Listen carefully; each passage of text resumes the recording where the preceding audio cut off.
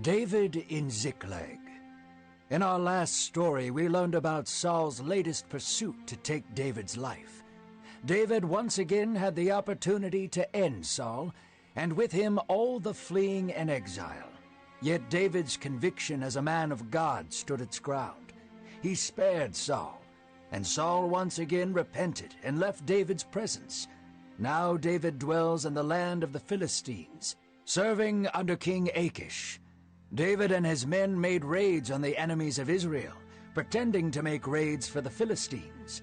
In this story, we learn about David's continued partnership with the enemies of Israel, and how small compromises continue to overshadow David and his men, as inspired by the book of 1 Samuel. David proved himself to be a convincing actor. As if in a play, he played the role of a Philistine marauder. David performed his role daily in front of Achish and the other Philistines. He made raids on neighboring villages, ate and drank as a Philistine, and spoke in their native tongue. However, the lines between fiction and reality slowly began to blur for David. His allegiance to Israel was muddled by his Philistine company. His mind fell into a fog, and his sense of right and wrong began to blend together. Now David found himself among the Philistine camp, where they were marching up against Israel. David, the chosen protector and rightful king to the throne of the Hebrews, was preparing to slaughter Israel. The Philistines began their march and gathered their forces at the peak of Aphek. The Israelites were camped by a spring below.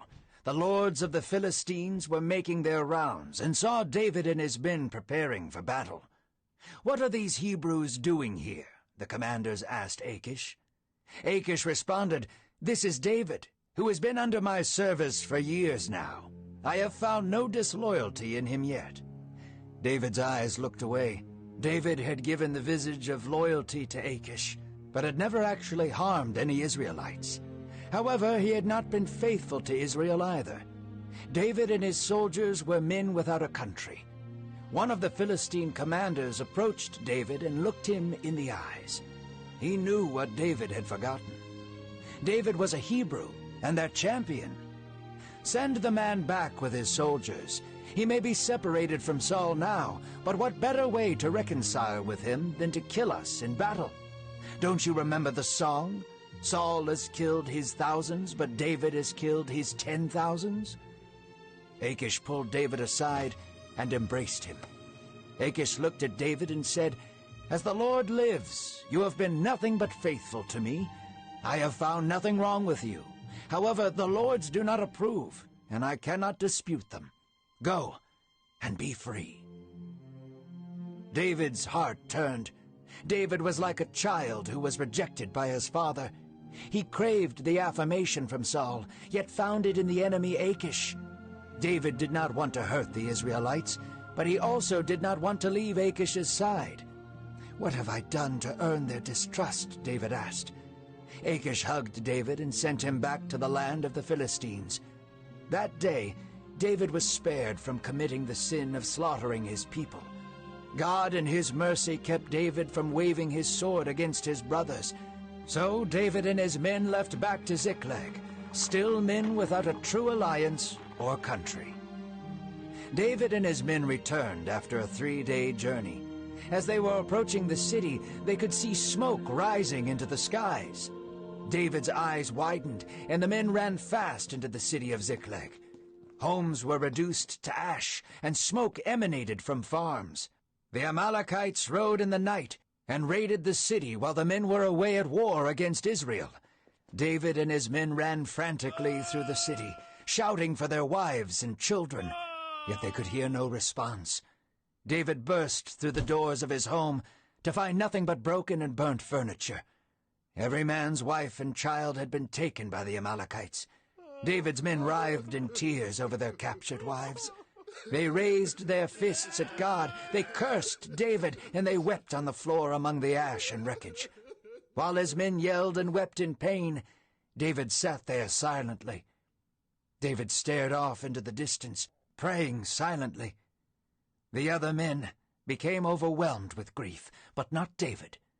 David sat there, remembering his time as a shepherd in Bethlehem. He was reminded of when lions and wolves would come after his sheep and steal them away. David would run after them and slaughter the wild beasts to save his sheep. This would be no different. David rose from his feet to go meet with the Lord. They had some catching up to do. David knelt before God under the stars. He spoke to God as he used to while tending his sheep. David breathed in the cool air and exhaled praises to his Lord. He considered his family who had been taken and the families of his men. "Lord," David said, "shall I pursue them? Will I overtake them if I go?"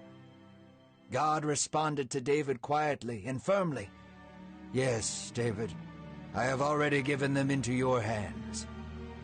David stood to his feet, picked up his spear, and marched intently back to his men.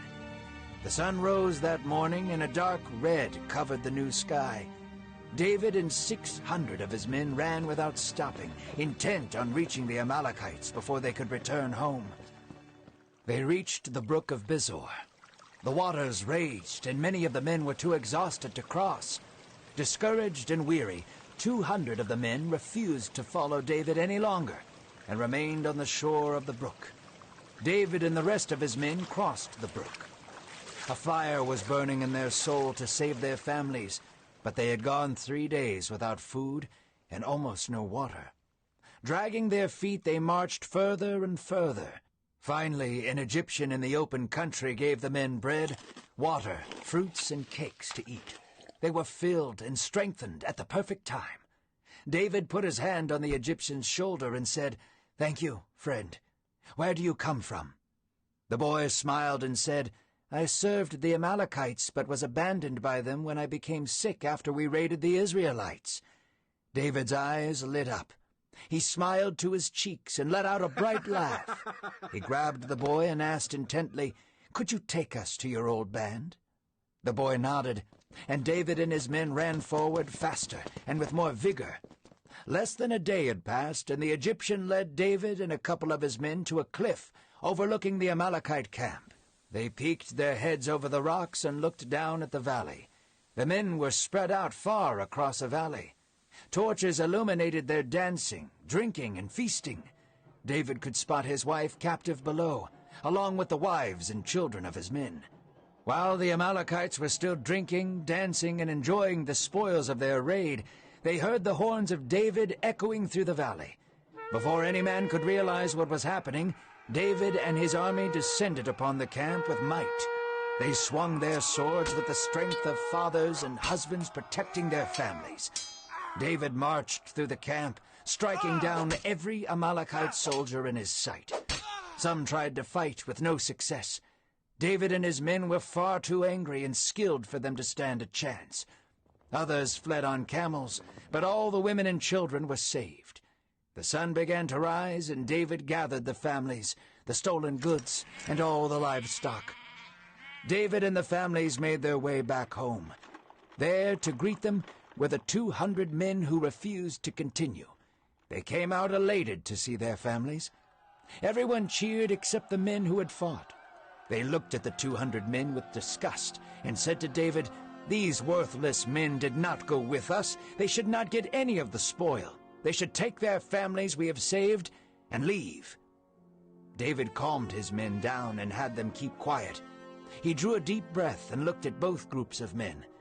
"My brothers, this is given to us by the Lord. He is the one who preserved us," David said. "As God has shared his goodness with us, so we shall share. Those who battle and those who support from afar are equally in need of food and shelter." David's words surprised the people, but they were all pleased with his decree. David, still a young man, was just now learning what it truly means to lead like a king. They divided the spoils amongst one another and sent the leftovers back home to Judah. David's heart to protect Israel was beginning to resurface.